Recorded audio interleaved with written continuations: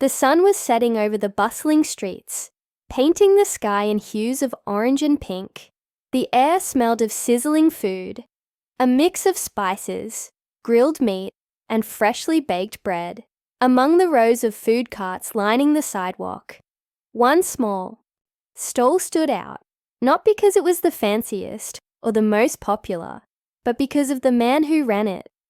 Ravi, a humble street vendor, had been serving hot meals from his tiny cart for years. He wasn't rich, but he had enough to get by. More importantly, he had a heart that was far bigger than his earnings.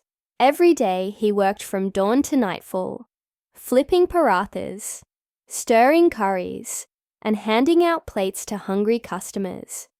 Most of them were locals, people struggling to make ends meet just like him. He understood their hardships because he lived them too. That evening, as he wiped the sweat from his brow, a woman approached his cart. She looked exhausted, her clothes slightly worn, her hands clutching the small hand of a boy no older than 5. The child's eyes scanned the food with a hunger that was impossible to hide. The mother hesitated, fumbling inside her bag, counting the few coins she had. She swallowed hard, forcing a smile for her son.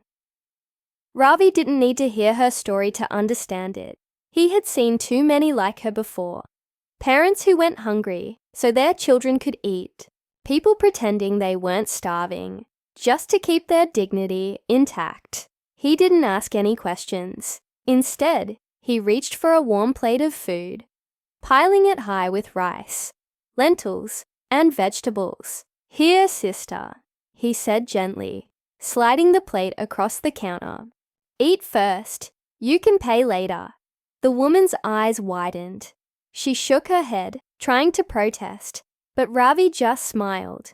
"It's food, not a loan," he assured her. No one should sleep hungry. Tears welled up in her eyes. She wasn't used to kindness from strangers.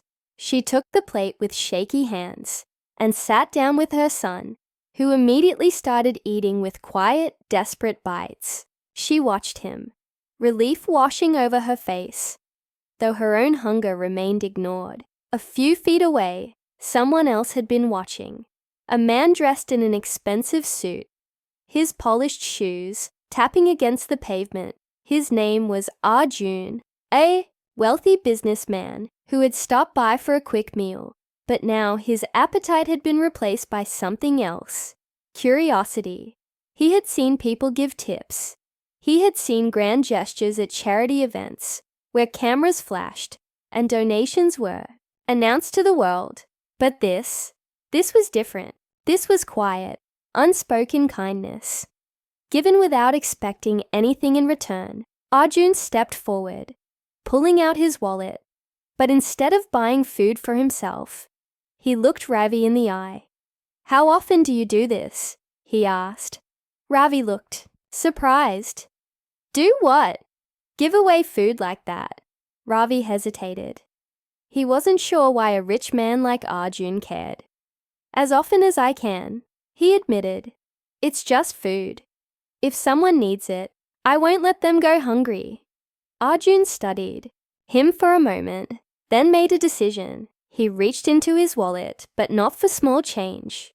Instead, he pulled out something far bigger, an offer that would change everything.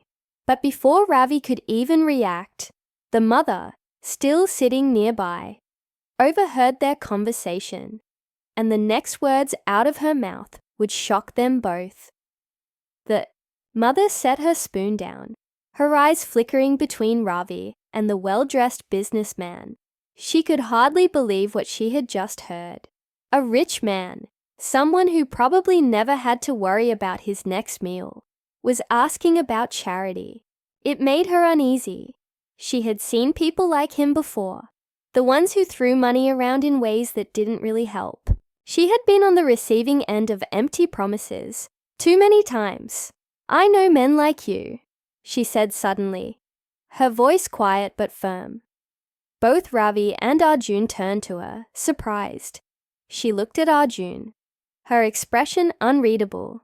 "You see," A poor man doing something good, and you think you can fix it with money. Arjun frowned slightly, not used to being questioned this way. That's not what I... Then what is it? She interrupted. You'll give him some cash, feel good about yourself, and walk away. And tomorrow there will be another hungry child, another desperate mother. What then? Her words cut through the air like a blade. Ravi shifted uncomfortably, glancing between them. He had given away food plenty of times, but no one had ever questioned the bigger picture before. Arjun inhaled deeply, staring at the woman. For a moment, it looked like he might argue, but then his expression softened. You're right, he admitted. Money alone won't fix this. He turned back to Ravi. But what if I can help you do more? Ravi hesitated. He wasn't sure what Arjun meant, but something about the man's tone made him listen. What do you mean? Arjun's gaze swept over the small cart, the dented pots, and worn-out utensils Ravi had been using for years. You're already feeding people, even when you don't have much. What if you had more? A bigger stall, a proper kitchen, more food to give. The idea sounded ridiculous to Ravi. He had never imagined anything beyond his small cart. It was all he had ever known. He rubbed his hands together, glancing down at the steaming pots of food. That's not so simple, he said cautiously. It's not just about cooking more. It takes money, space, time, and help, Arjun added. The mother watched them both, something unreadable in her expression. You think throwing more food at the problem will solve it? She asked. Arjun shook his head. No, but giving people a way to stand on their own might.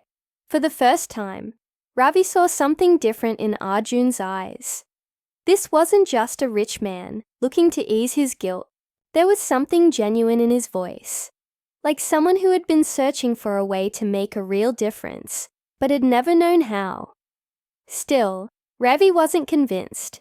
Even if I could feed more people, it won't change the fact that there are too many who need help, he said, glancing at the mother. Like you. You're struggling, right? She held her son closer, her face unreadable. I lost my job a month ago, she admitted. No one wants to hire someone with a child to take care of. She let out a small bitter laugh. So, I've been making do, but I won't take charity forever. Arjun's eyes lingered on her, as if something had just clicked in his mind. What if it wasn't charity? He asked slowly. What if it was work? The mother looked up, frowning. What? Arjun turned to Ravi. You need help running your stall, right? What if she worked with you? Ravi blinked. The idea had never crossed his mind. He had always worked alone, but as he looked at the mother, he saw something in her face, a mix of hesitation and hope, like someone desperate for a chance, but afraid to trust it. I don't know, she murmured. I've never done anything like this before. You're a mother, Ravi said simply. You already know how to cook, don't you? She swallowed hard, nodding. Arjun stepped forward, his voice steady. I'll help get you started. A bigger stall, better supplies. But it won't be charity. It'll be an investment in both of you. For a long moment, no one spoke. The noise of the street filled the silence. The distant honking of cars, the chatter of pedestrians, the sizzle of food being cooked. The mother stared at the plate in front of her, the last few bites of her son's meal untouched. Finally, she looked up, locking eyes with Ravi. Would you really let me work with you? Ravi exhaled slowly, then gave a small, tired smile. If you're willing to wake up at sunrise and work hard, he said, then yes, I will. Something shifted in her expression, something Ravi hadn't seen before. Not just relief, but determination. Arjun watched them both, his mind racing. He had come here for a simple meal, never expecting to get involved in something like this. But now he couldn't walk away. Yet deep down, he knew this was just the beginning. Because helping one vendor and one mother wasn't enough. If they were struggling, how many others were out there, just like them? And before the night was over, an even bigger question would arise. One that neither Ravi nor the mother saw coming. That night, as Ravi packed up his cart, he felt something different. It wasn't just the usual exhaustion from a long day of work. It was the weight of a decision he had never expected to make. He glanced at the mother, who sat quietly nearby, her son now asleep in her lap. Arjun was still there too, leaning against a lamppost, deep in thought. "You really think this can work?" Ravi finally asked, breaking the silence. Arjun pushed himself off the post, slipping his hands into his pockets. "I wouldn't be here if I didn't." The mother shifted, brushing a strand of hair from her son's face. "I don't want to fail," she admitted, her voice barely above a whisper. Ravi sighed. "No one does." He hesitated, then added, "But if we don't try, we've already lost." The words hung in the air, heavy yet hopeful. Over the next few days, things moved faster than any of them expected. Arjun didn't just talk, he acted. He secured a small space for Ravi's business, replacing his worn-down cart with a proper stall. One big enough for 2 people to work in. Fresh ingredients arrived in bulk. The smell of spices richer than ever. And for the first time in a long time, Ravi didn't have to do everything alone. The mother, whose name he finally learned was Mira, proved to be a quick learner.